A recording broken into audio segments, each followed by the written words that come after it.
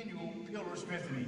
I learned very quickly that I had to think, I had to get involved, and when I was in the conversation, young folks, not to go along with everything that was said, especially if it was bordering on being dehumanized. You don't know where you're going, young folks, unless you know from whence you came. And I always like this thought, and I use it redundantly. When you don't know the facts, it's not the smartest thing to joke about the maybes. When you have nothing to stand for, you just might tumble and fall for anything. You don't have, young folks, to have a national or international platform to proudly represent. And I challenge you to get involved in a group, big or small, it doesn't make a difference, and promote the spirit of communication. Not, of course, not without the adversity of difference. And I mentioned this earlier. Don't think that the conversation you're going to be in is going to be down the line, you're going to agree with it. If you agree with everything you hear, then what you hear is probably not good for you in the first place. You must have your own opinion and deal with it almost with a smile on your face, so you won't interrupt the negative attitude of those who are around you who want to fight just because they can say, I can't.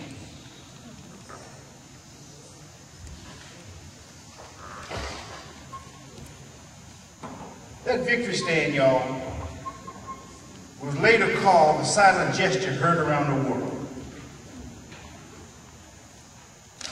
When I was here at San Jose State University, I didn't talk very much. Can you believe that? My sociology class, my junior year, I was that quiet. I had a sociology professor. His name was Dr. Bruce Ogilvie in the Department of Sociology. And psychology, Dr. Tom Tutko. I always sit at the back of the classroom, which is negative. Young folks, do not sit at the back of the classroom, go up front so you can hear what the teacher is saying. He said, in the back, he said, "Are you Tommie Smith?"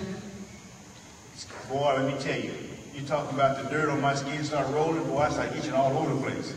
I said, "Yes, I am." He said, "I want to see you in my office." Now, you know what that means. Oh my God, I said too much. You're going to give me an F, and I'm going to fail, and I got to go back down to Lemoore, California, which is right between Fresno and LA. Pick cotton and chop cotton and cut grapes and help my daddy continue to scrub those rooms at Central Union Elementary School because he was a janitor. He pulled me in his classroom, folks. He pulled me in his office. He propped his legs up. Of course, I stood up because my daddy always told me, when you're in front of a white man, you stand up. So I stood up. He said, "Sit down." And I said, "Really?" He said, "Yeah, sit down." He said, "I'm sitting down, huh?" He said, "You're bright, and I know you're bright because I can see in your face that you understand what I'm talking about in your own words." I don't know how he saw this because that particular lecture he was teaching us about is from Plato. Now, what the heck do I know about Plato? It was the allegory of the cave. And some of you folks who are educated enough to know about social situations like that, to know that on those walls there were different pictorials and you have to decide what you thought about each one of them and then give your own distinguishing literary print of what it meant. I said there was a pencil in my hand and you couldn't write a thing. I said, "Dr. Ogilvie, I didn't write anything." He said, "That was message enough." You know, when I leave here, somebody pull my coattail and tell me what he meant, because I still don't know. But I can tell you one thing, he got me a pride, a justice that I kept moving. Because young folks, there are times when you know something that nobody else knows.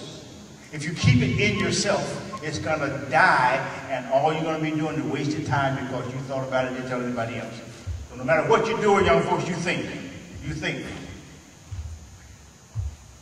Now, the victory stand was not suggesting for African.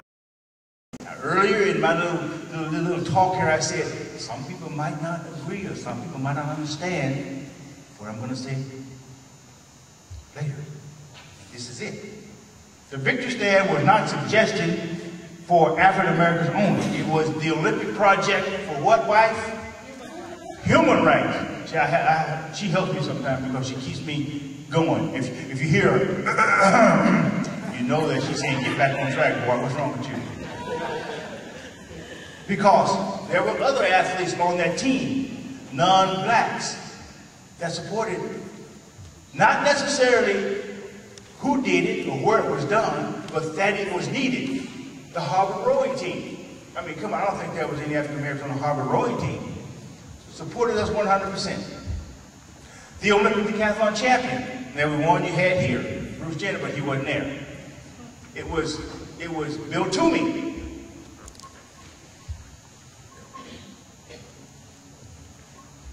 And you know, there were African American athletes that boycotted the Olympic Games. Did anybody know that? Can anybody tell me who these people might have been?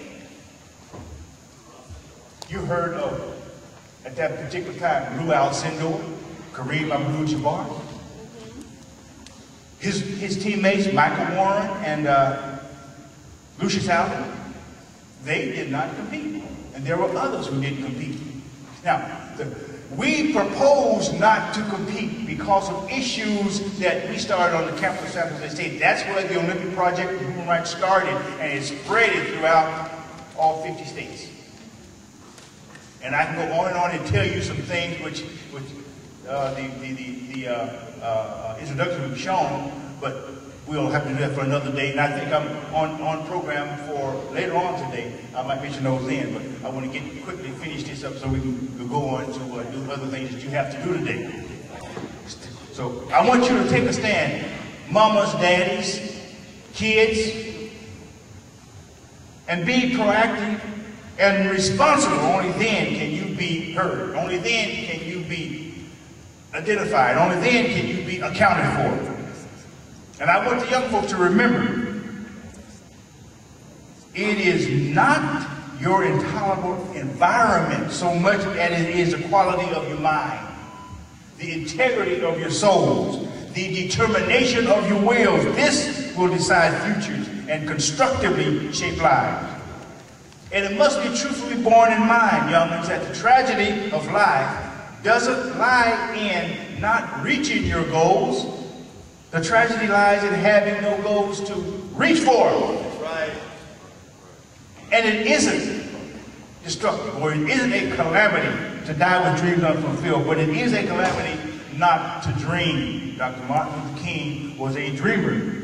Whatever you do, strive to do it well, that no human living and no human dead and no human yet be born could do what you do any better. And there's 4 steps I use for making a stand. And I challenge you to prepare prayerfully, proceed positively, pursue persistently, and plan purposefully. August 28, 1963 at the Lincoln Memorial in Washington, D.C. And you know about this, but I'm going to say it anyway just in case you're hazy. And I quote, I have a dream that one day this nation will rise up and live out the meaning of its creed. We hold these truths to be self-evident, that all men are created equal, unquote.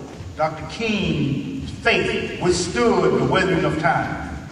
It is not a sin to dream. Make your stand. Challenge others to be proactive.